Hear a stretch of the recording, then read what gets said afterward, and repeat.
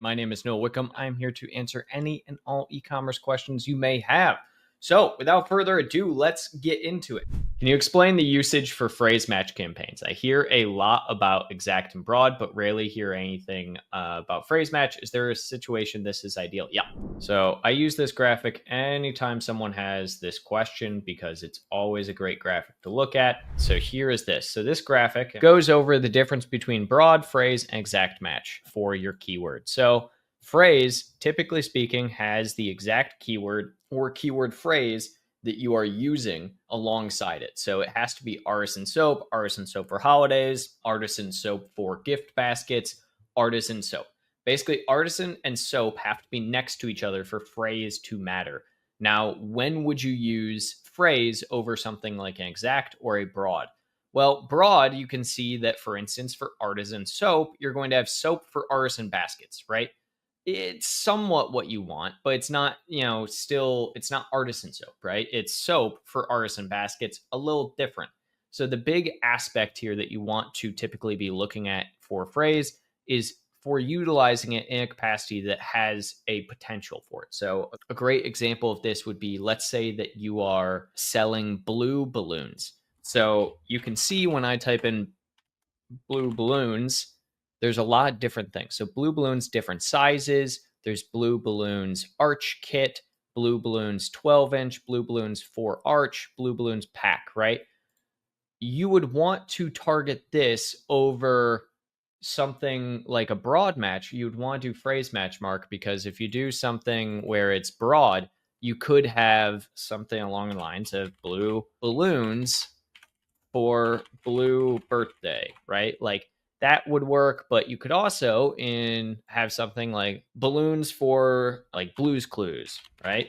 This also technically works, but this is a little more niche than what you want, right? So this is where the difference between phrase and broad works. It's if you're looking for keywords to be exactly together. So again, something like artisan soap, right? So we have artisan soap bars, artisan soap crafting set, artisan soap kit. You don't want something like soap for artisan drawing, right? I don't know if that's a thing, but maybe it is, right? This wouldn't work for trying to do artisan soaps. But that's the difference, right? Is that you're looking to have your phrase, and this works better if you have a full phrase, right? If you have something along the lines of like blue balloons for birthdays, right?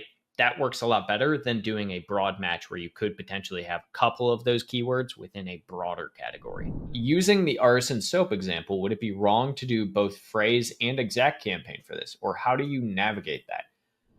Phrase will technically cover exact, right? So phrase covers exact. What you could do if you want to separate them is do a negative keyword match on the phrase for the exact match. That's usually kind of one of the better practices to do there. You're just going to be limiting yourself though. So it's teach their own on how they navigate that, but it is something you could technically do. Now, the big thing at the end of the day, again, to just look at and how you're doing it is exact is going to be exactly what you're trying to look for, right? Whereas phrase, you can have a couple extra keywords after it or before it. Broad, those two keywords can be anywhere within inside of it, right? Doesn't matter how many more keywords you add onto that. The big thing is something like phrase. If you're going to do exact and phrase, you just want to do, like I said, the negation for it if you're seeing that as an issue, but you don't have to. How to choose keyword in launch phase. Should I target 20 to 30 in launch or narrow down?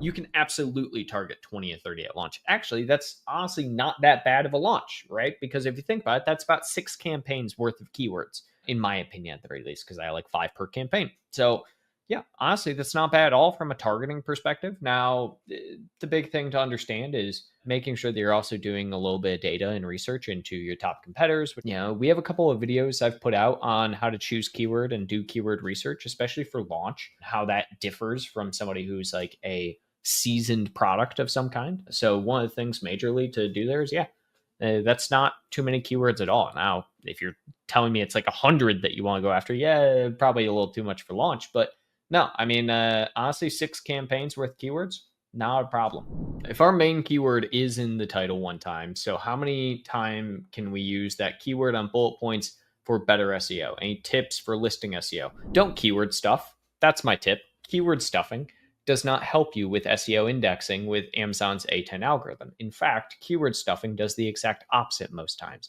Makes Amazon not want to show your product more often. So do not put your primary keyword 25 times throughout your entire listing. If you do, you are going to have a worse amount of organic search volume with that keyword. So my suggestion instead would be to add it in your title, maybe once or twice throughout the rest of the listing if it warrants using that keyword, but do not have it be a primary attribute of the entire listing.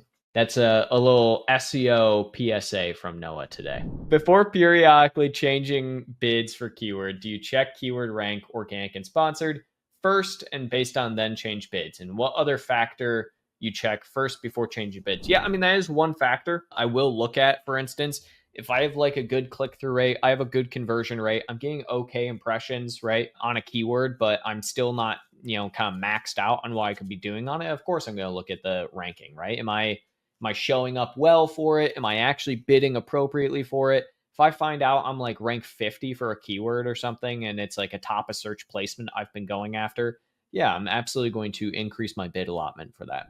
How do you find more keywords for your ads? Also, if you see your competitors spending on a keyword, do you put that keyword in exact or broad? How do you find broad keywords to run ads? Yeah, essentially, I always look at competitors. That's like number one way to find new keywords is look at competitors and what they are currently going against. If they are targeting specific things, likely means you should also be targeting those things. Secondarily, that you can always find specific keywords based on category and niche for your product using something like black box, for instance. Those are definitely ways to go about it. Now, another aspect, do I do exact or broad?